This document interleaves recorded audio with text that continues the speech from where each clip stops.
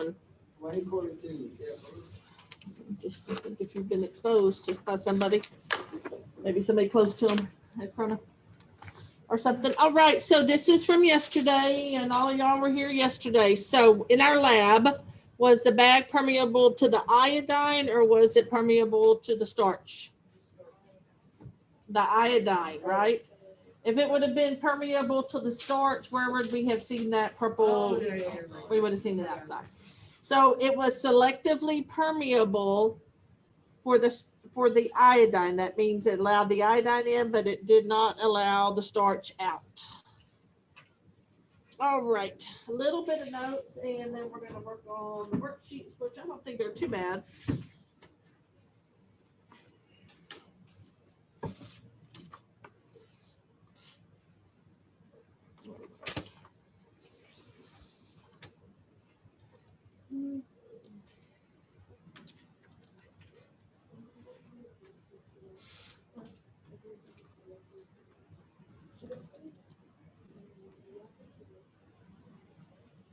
So we're going to finish talking about the passive transport. We won't get to active transport until we come back. So we've talked about diffusion and osmosis. You may want to go clear that up on your journal sometimes. Didn't go so good yesterday when we started with it, but it got better. This page notes we're going to do right here. So I don't know what page are we into. Back of the second page. Yes, ma'am.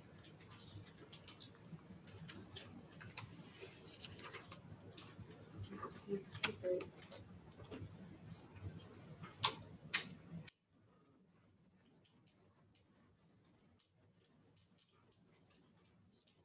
we go. All right. So we talked about diffusion, which is the passive movement of molecules from an area of high concentration to an area of low concentration. Water, same thing, high concentration to low concentration.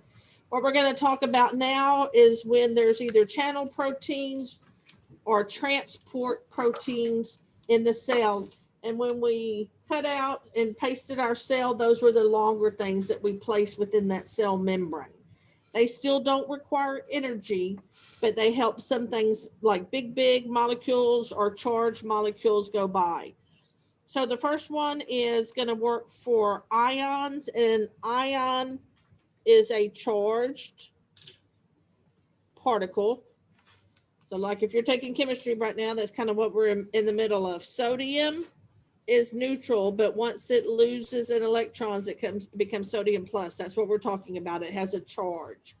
It's either lost or gained electrons.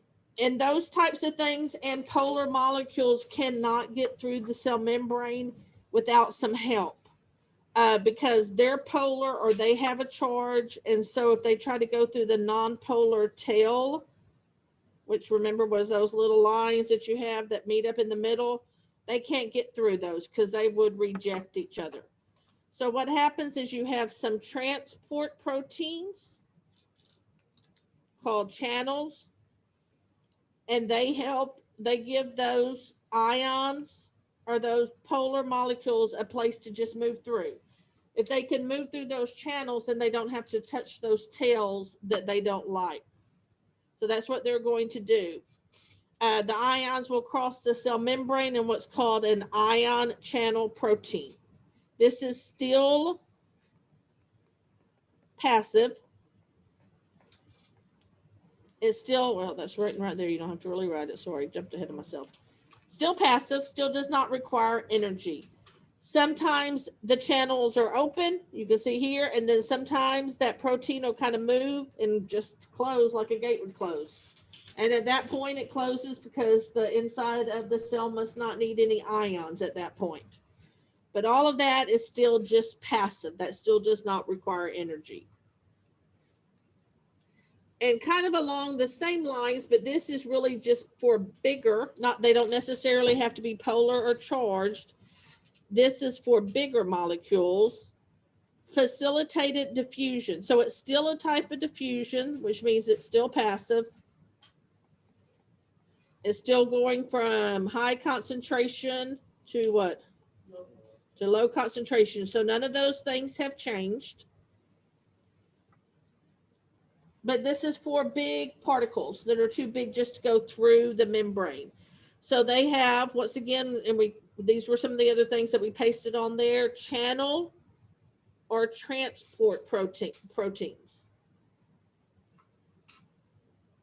And these proteins actually transport those large molecules. So you can see here, large molecules out here, that transport proteins catches one of those large molecules and then moves it through and then opens it up on the other side to let it go inside the cell membrane. So even though there's a lot of movement, it's still passive. It's still just from high to low. But once again, it's just giving it a larger place to move because it cannot fit in that cell membrane. So if we look on the next page, we have pictures, really nice pictures of all the different types of passive that we've talked about so far. So notice these are all passive. So diffusion's the one that we first talked about, and that's for most molecules. Osmosis is for water only.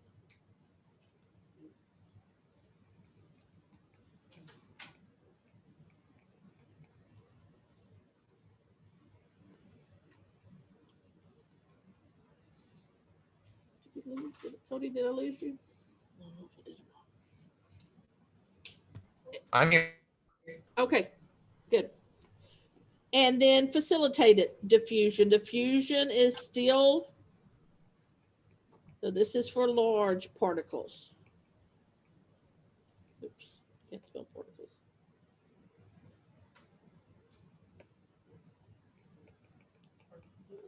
Yeah, I have a little trouble spelling that. Large particles are ions / polar molecules. But still, all of those are still passive.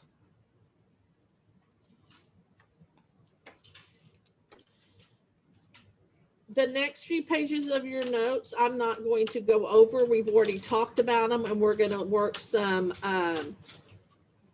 problems using these concepts of hyper and hypotonic, but you still are responsible for them. You'll need to go over them, and you may see a few questions off of there on the test. As far as you would see anything on the semester test, it would stop at active transport. We're not going to have anything with active transport. But we are going to now talk about this, but we're going to do it with the worksheets, kind of a little bit easier. So if you'll get your worksheet out, and I'll find mine on here.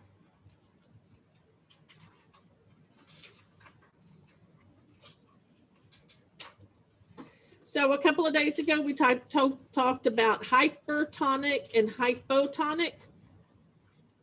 Hyper means a lot. So like yesterday, the bag was hypertonic for starch. What would have been hypertonic for the iodine? The beaker, right? Because it had the higher concentration. And then we talked about hypotonic. Hypotonic means that it has a lot of water, more water, less solute. So we're going to talk about those things. So I'm just going to jot a couple of notes that'll kind of help you. The percent that has the greater water is going to be where it is hypotonic.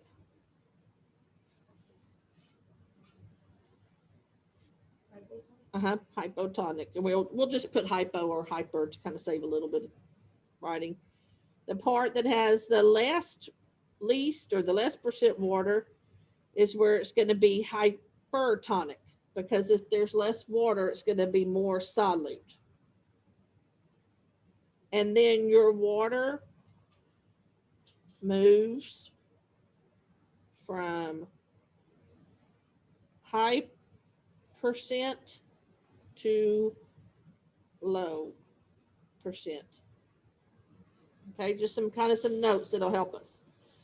So what we're doing here, we're imagining that this is a cell, and we may be doing a lab like this next Tuesday with some plants, but this is a cell and it's placed inside some kind of solution.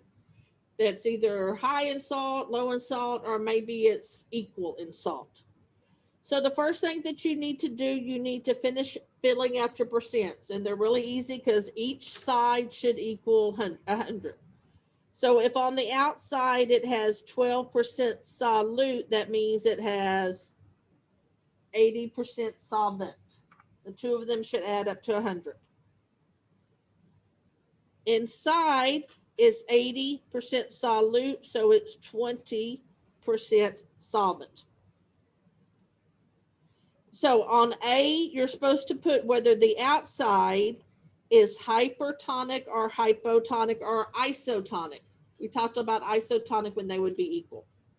So that's what's going to be on A. So I'm going to look on my outside. I have, in this, well, here the solvent, because we're dealing with a living thing, is equal to water.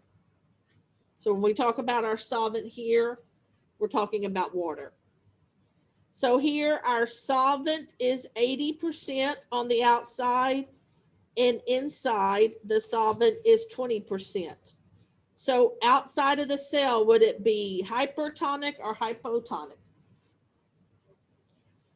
Outside, do I have my greater percent of water or my less percent of water? Greater percent, because I have 80% solvent, which is the same thing as saying 80% water. And inside it's 20. So on the outside, I have more water, so it's hypo.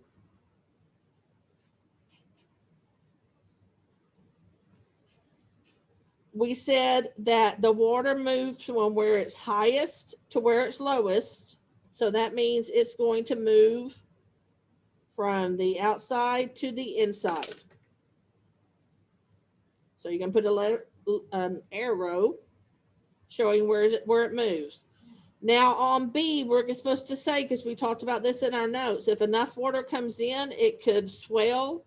If water could go out, it could shrink. And if it's equal, then it's going to be normal or healthy. So in this case, water moving in, what's it going to do? Shrink, swell, or healthy? It's going to swell. And then letter C is which way the water's moving, either into the cell, out of the cell, or sometimes we'll have both ways. I'll do one of those in a minute. And we already made an arrow. Which way is it moving? Into the cell. More water outside the cell, so it's going to move into the cell. So that's what you're putting on A, B, and C of each one of those. And we'll do a couple more. Well, yeah, the next one will be. Oh, oops. Trying to see if I had a. All right, everybody got that one? Mm-hmm. Let's try the next one.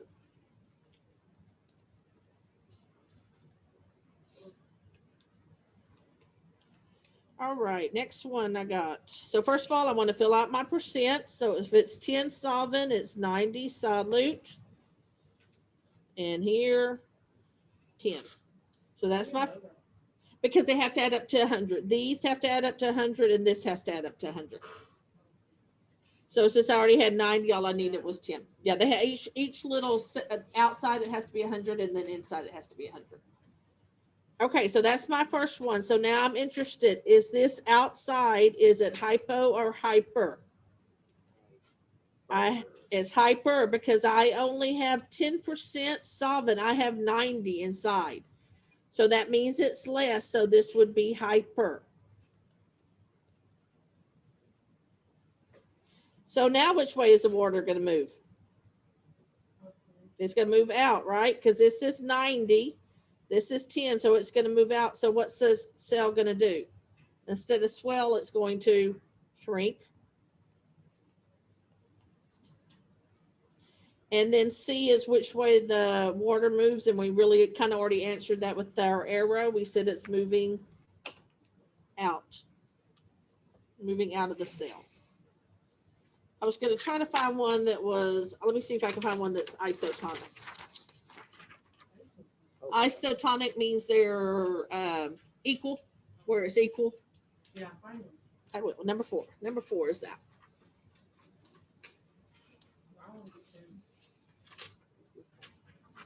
It's same thing.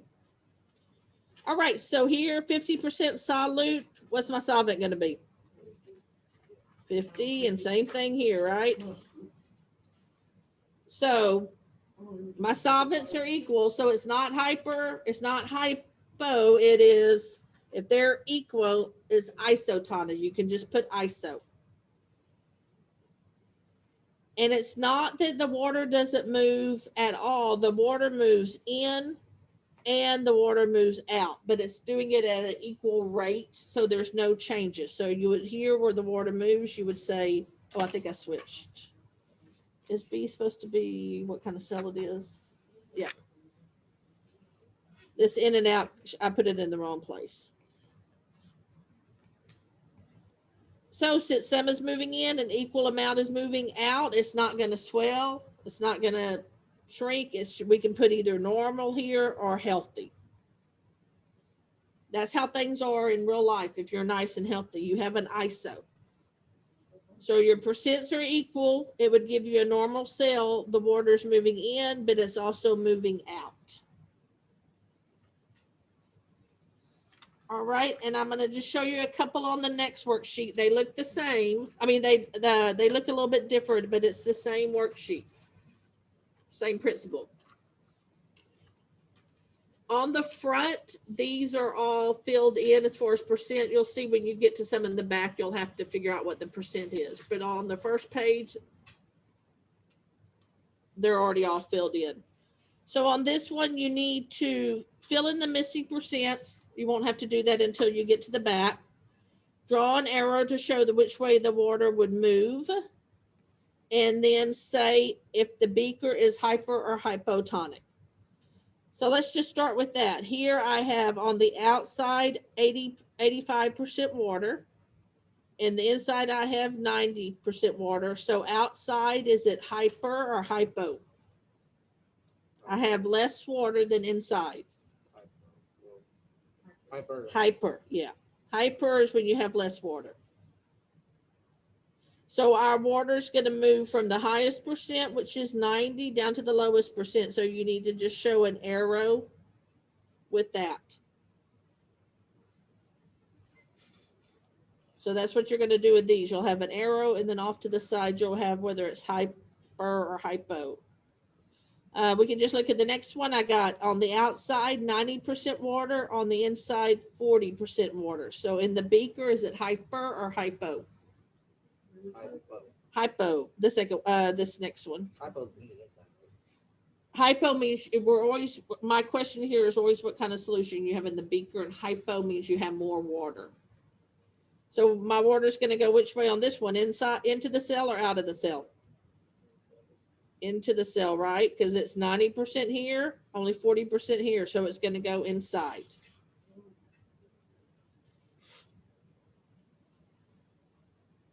I'll move it up and I'll do one more isotonic, and then I'll let y'all work. And if you have any questions. All right. So this one's 50, 50, 50, 50, right? So what kind of solution is it? ISO, right? And the water's moving in, but the water's moving out. So you should have two arrows on that, one going in and one going out. Because ISO, some water's going to go in, but the same water would come out too.